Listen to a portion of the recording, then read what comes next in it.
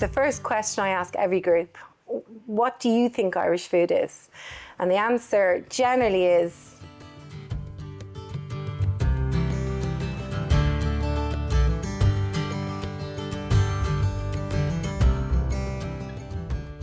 and then they get here and they go, we were not expecting the food to be so good.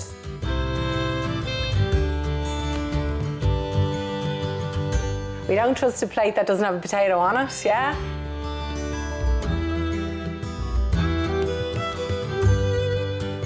So to your health. To your health, Sláinte.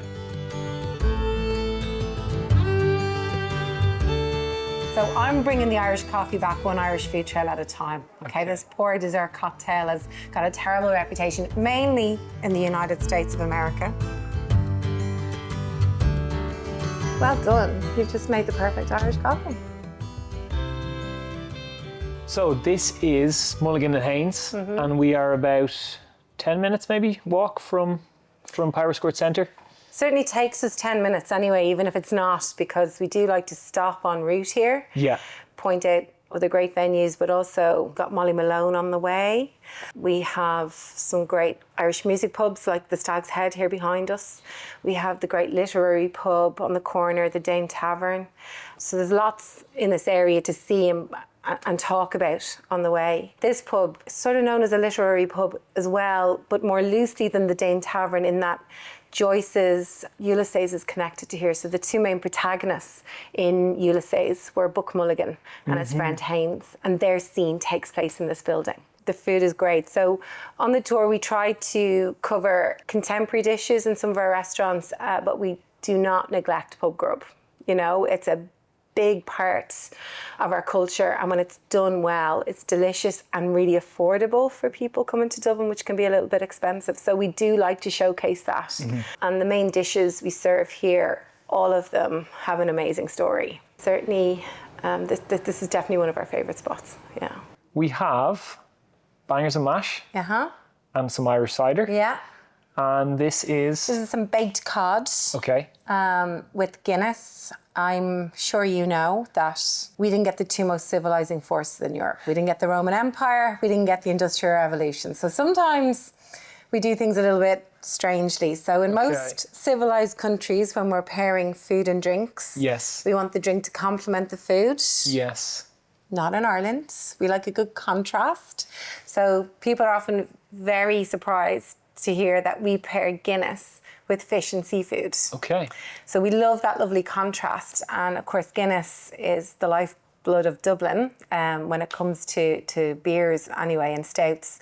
So something delicate like a lovely freshly caught cod. Like we're in a coastal city here in Dublin.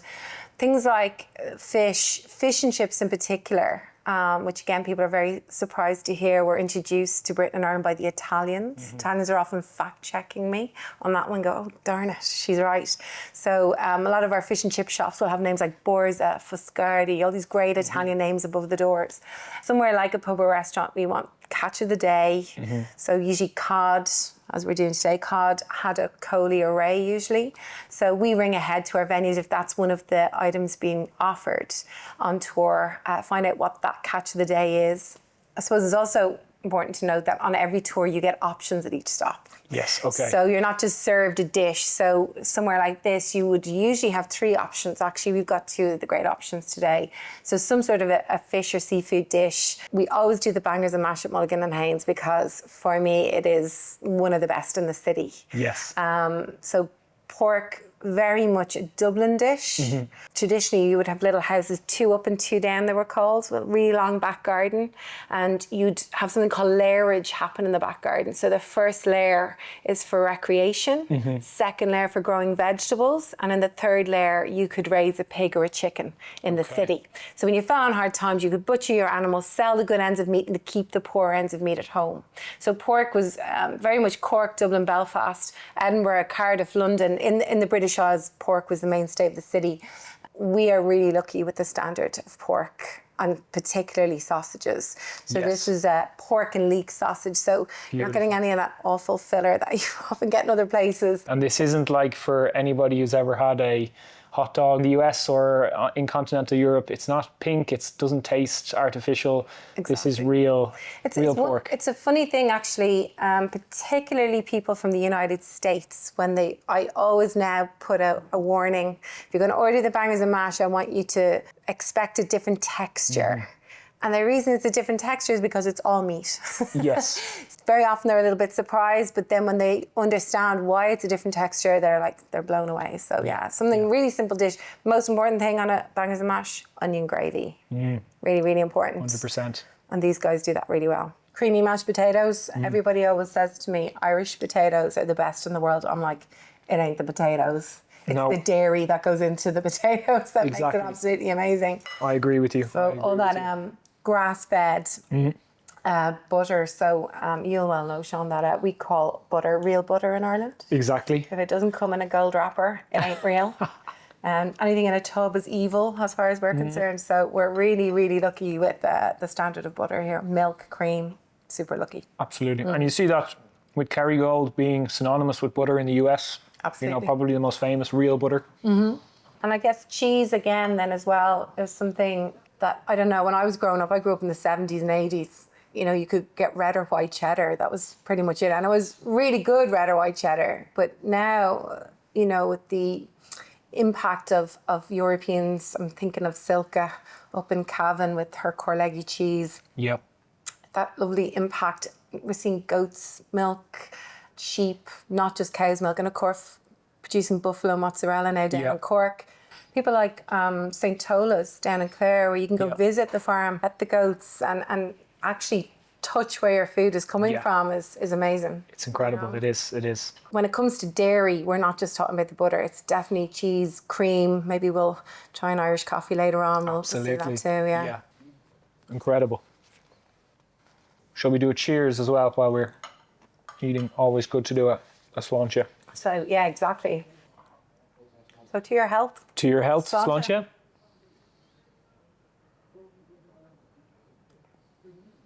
It's the whole package. It's trying to make sure that we are covering all the bases, whether it's really, really good food. Why do we drink Guinness? Why do we not drink it abroad? So getting a good Guinness is really, really important. And again, it's a real joy watching people's faces when they taste it and they go, oh my goodness, it is different. Because they've only ever drunk it out of a can or out of an old tap or... Exactly. Or wrong temperature, all of the above, loads of bubbles in the head, all the things you don't want. So it's great to be able to show them. And of course, every pub in Dublin serves Guinness better than anywhere else. But of course, we have our own favourites. Exactly. So being able to say, you're staying up the Shelburne, go to O'Donoghue's, you're staying around at the West and head around to the Palace, and being able to tell people, where do we drink? Our Mulligans, of course, around the corner from them as well. So yeah, it's a law unto itself, Guinness. There are whole influencers who have built amazing followings just testing Guinness in Ireland and abroad. Exactly, this is it, yeah. But as I said, there's lots of other great brands that if Guinness is not your thing, there's lots on offer. Exactly. And whether that's the whiskey or gin, Irish gin and vodkas, it's just like we've a wealth of things to showcase here. Somebody asked me about wine the other day. I was like, we do wine. We do a little bit of that. We do great out in Wicklow Way. They have a fantastic berry wine offering. They're winning awards. That's the other big thing, whether it's cheese, wine, whiskey, whatever it is, that they're getting European and global recognition for what they're producing now. So that's really exciting. We see the Michelin awards came out, lots more all over the country, restaurants being awarded, and bibs as well.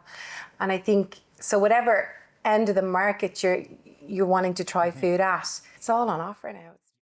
What is Irish food to your mind, and maybe how has it changed over the past decades? It's the first question I ask every group. What do you think Irish food is? And the answer generally is potatoes and Guinness. And they're not wrong, okay? They're not wrong. We don't trust a plate that doesn't have a potato on it, yeah? And certainly Guinness is a food group in Dublin, that's for sure. And we definitely talk a lot about potatoes on tour. Yes. And we do offer Guinness, but it's so much more than that. Modern Irish food has come out of what we're calling the food revolution, which began probably about 40 years ago, when we see Europeans moving towards Ireland because of our great produce. And they're like, hey, Ireland, Why are you boiling your vegetables into a mush and cremating the best of European meat? And we're like, okay, well, here's why. So, you know, the story of colonization and the impact that has had on Irish food. And I suppose most people are surprised and not surprised to hear that traditional Irish food today really is what you'll see on the menus in Britain, because we're an ex-colony. But as we're moving forward, it's been the impact of how Europeans treat food. So Germany, Belgium, France, the great cheesemakers coming here, Swiss and French chocolatiers moving here, and just teaching us how to treat food. And because of the grass-fed nature of most of our meat and dairy as a knock-on, we don't have to do very much to it. Yeah. You know, so, and that's really what we're trying to showcase. Why are we only really understanding about the wealth of seafood that we have? Why have we traditionally not eaten a lot of seafood? So there are some of the stories we like to tell on the tour. Explain what you're looking at, because sometimes you go into a traditional Irish restaurant and the name of the dish might be something you can find anywhere. It's not about the name of the dish, it's about the produce that's going into it. French, Italian, traditionally, they would have been a little bit afraid, I think, of food in Ireland. I think the biggest issue they have now is the quantity, especially the French. But look, it's not a bad deal. We're learning a lot from our American friends about that kind of thing. So definitely the market we are seeing a huge trend of market opening, and in the inquiries coming through to us, what kind of food are we going to get? What does it mean? It's the last thing I would have thought of, you know, when I come to Ireland.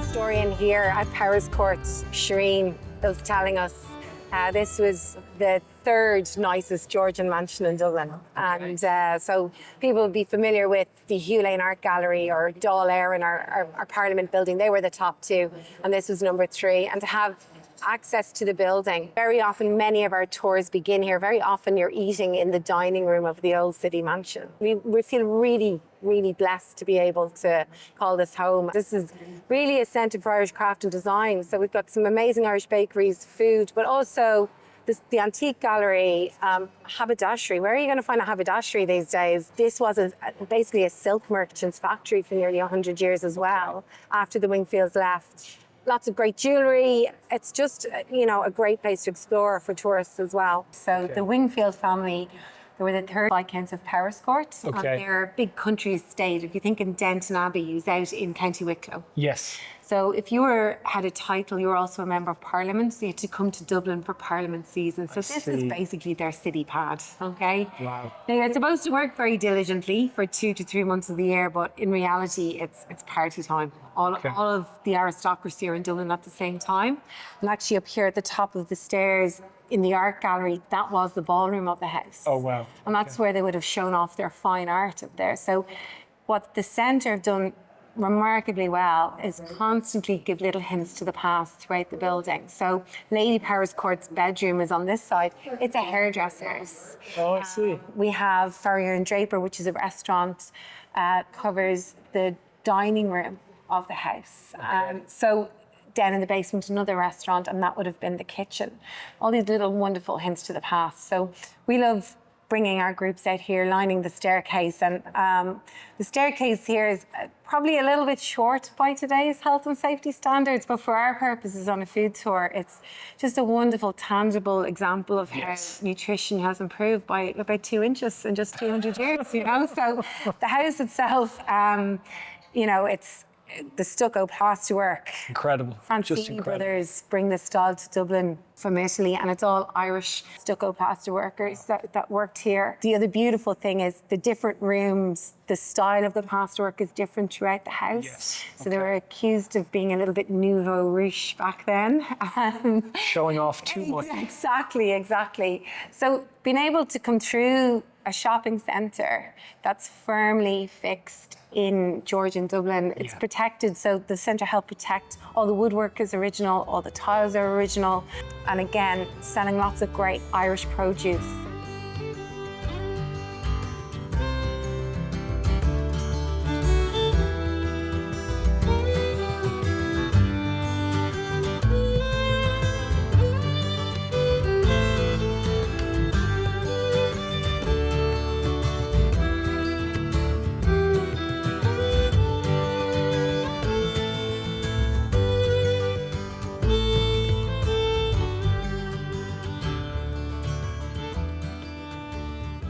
So we are here in JT Pim's. JT Pim's. Yeah, Okay. one of the best casual cocktail bars in the city. What I love here is their small bites. So really tasty, really good. If you don't want that big heavy meal, big fan of that here. They also have the Whiskey Queen works here as well, Eva. She's amazing. She's curated a great whiskey collection behind the bar. Okay. We come here a lot on our whiskey tour, but we also love to finish here on our food tour sometimes with a really nice Irish coffee. So I'm bringing the Irish coffee back one Irish food trail at a time. Okay, this poor dessert cocktail has got a terrible reputation, mainly in the United States of America.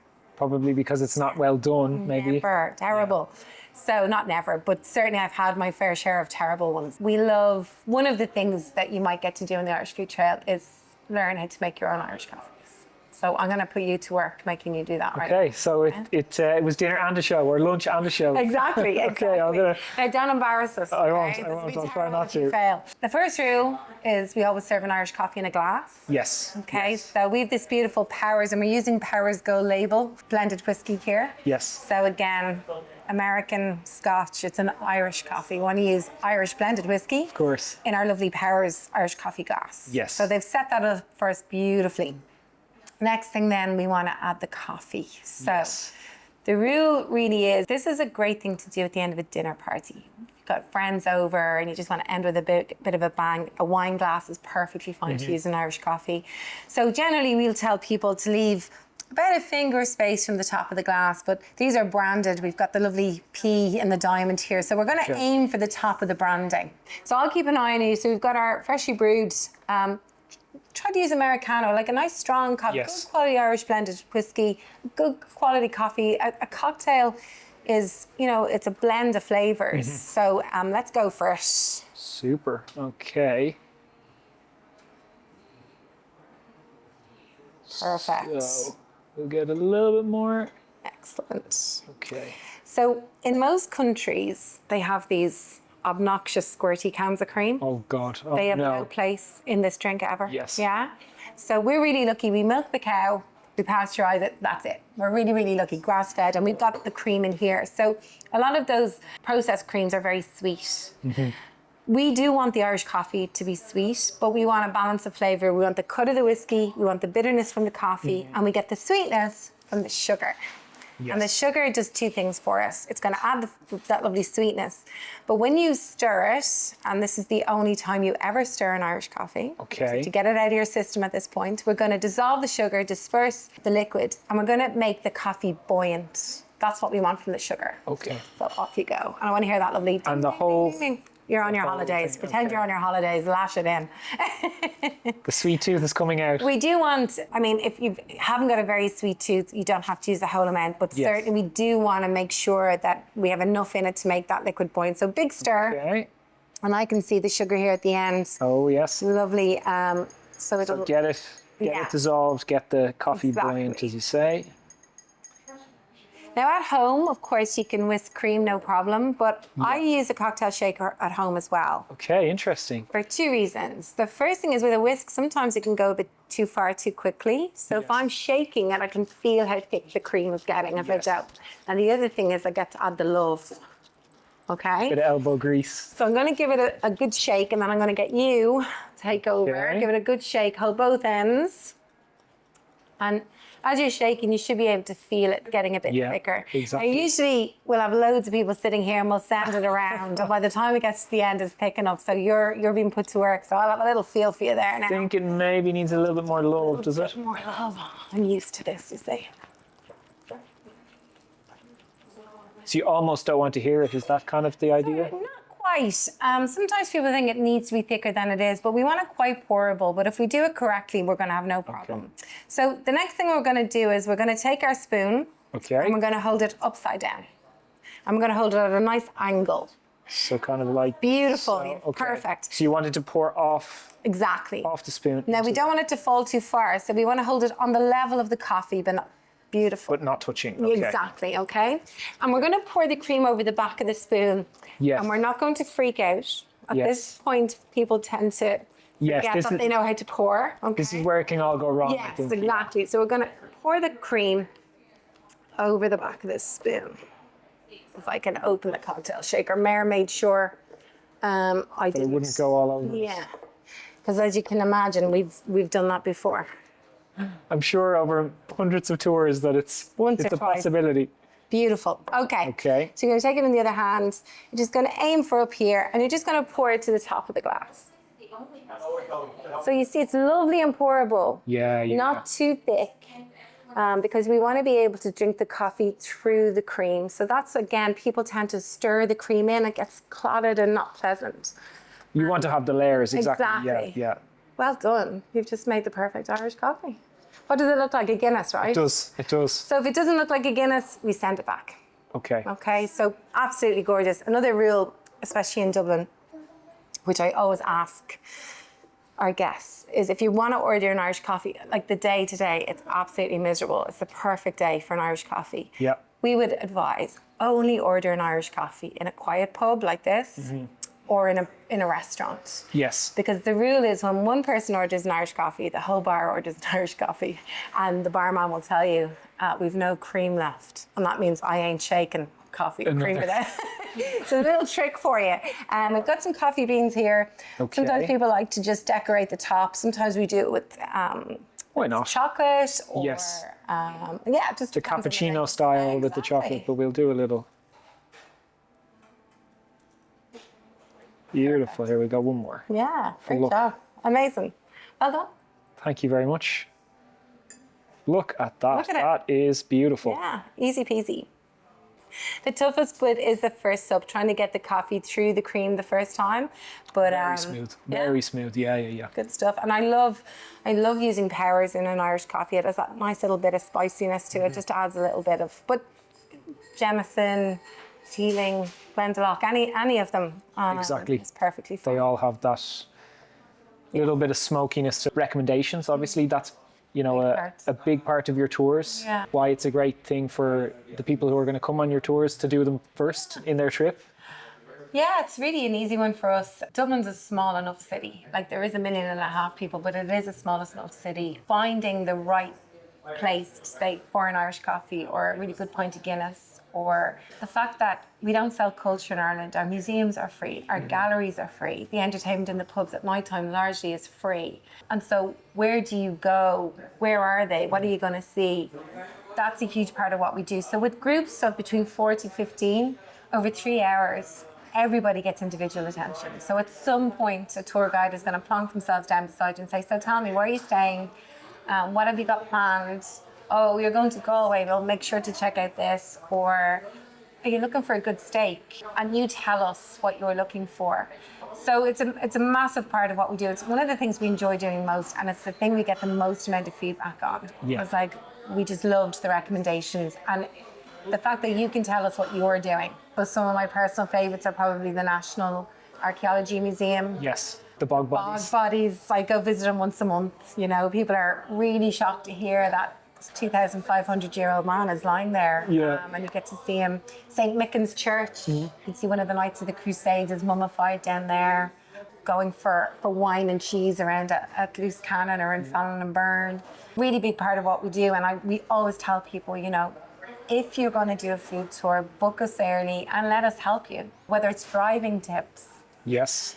In the city. Always helpful. Or out on the West Coast. Amazing whiskey bars. The one I'm mentioning Clare a lot today for some reason. I must want to go back there. O'Loughlin's, Margaret over in O'Loughlin's, one of the best whiskey bars in the country. Okay, cool. So, yeah. I mean, the tours are like a jumping off point for people because most people start in Dublin. So it's natural that if they come on the tour, they're going to get so much more value for the next steps of their stay. Absolutely. I think Irish people inherently have a low self-esteem. We really want you to like us, So and the country most of all, probably. Very much so. And it's the number one thing people say to me, and it's really heartwarming to hear that still it's about the people. It's the first thing that people notice. They say the people in Ireland are wonderful, and everybody's going to want to tell you their favourite thing to do. So certainly, and sometimes I think pub culture, people don't realise there's an etiquette. We don't understand there's an etiquette sometimes.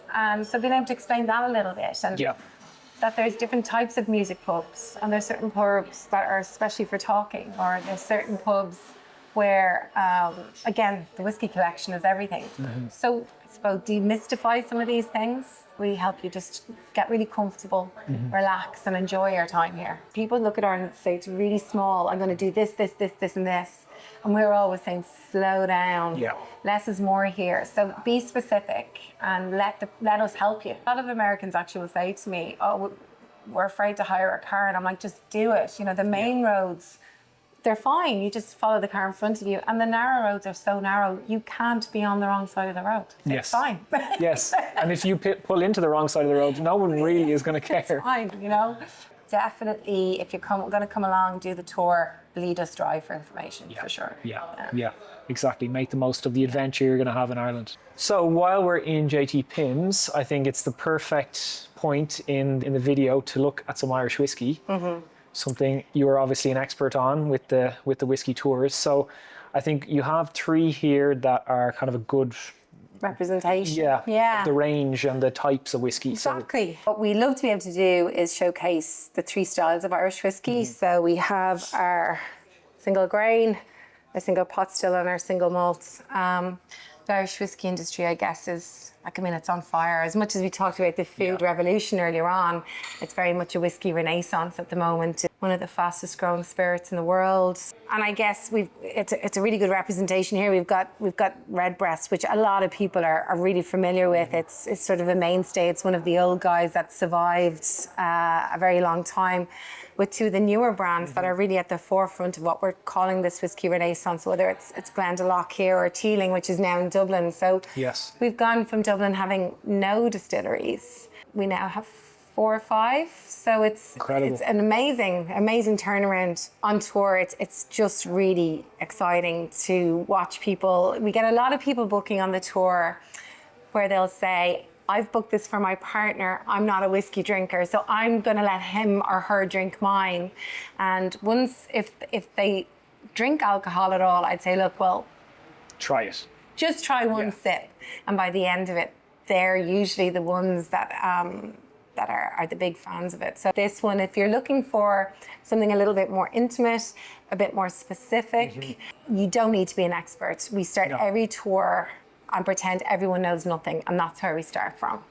So yeah, it's good fun. Another good fun tour. Again, three great whiskey bars, 2 samples per venue, and we do a nice little food pairing at each stop as well. Keeps everybody upright, which is nice. Talk us through what these 3 different types of whiskey are, and maybe a little bit, I don't want you to share all of your secrets from the tour, but maybe to give people a taster and maybe those who don't know much about whiskey, and especially Irish whiskey, because a lot of people maybe only know Scotch or they know bourbon. Absolutely, yeah.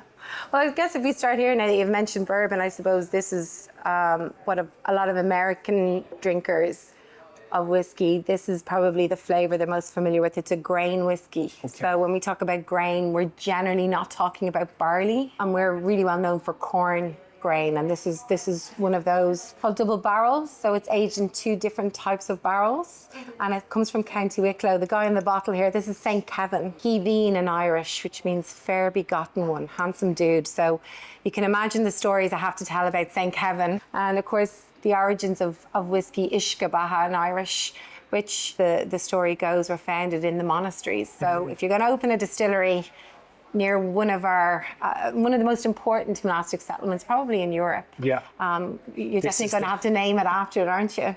So that's our grain. Again, you'd get 2 different types of grains. So this is one of our favorites. Teeling here, the Teeling family, I always love to tell people these are the renegades of Irish whiskey.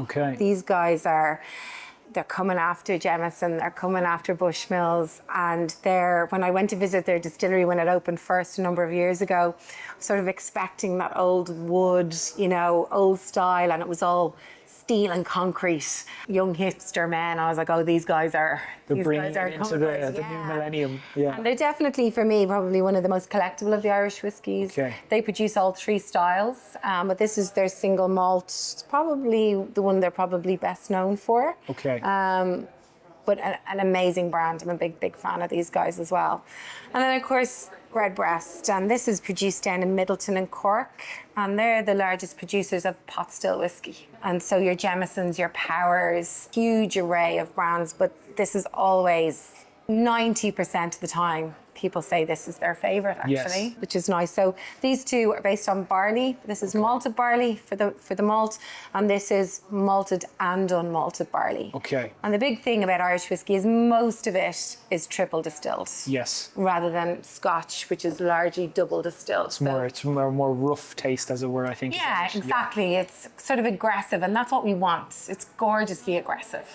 Whereas with Irish whiskey, it's smoother. Yes. Buttery, particularly with the pot stills, you want to be able to chew your whiskey, which is really nice. So yeah, leave that lovely coating. So it's nice to be able to get people to sit down, taste the 3 different styles, see can they tell the difference, but at the same time, see that there is a huge variation within the styles. Mm-hmm. So it's really good fun, and each brand has its own story as well, which are generally a bit surprising, actually. Okay. Yeah. So yeah. As any Irish brand or exactly. any Irish person, they have an interesting story. Absolutely. Yeah.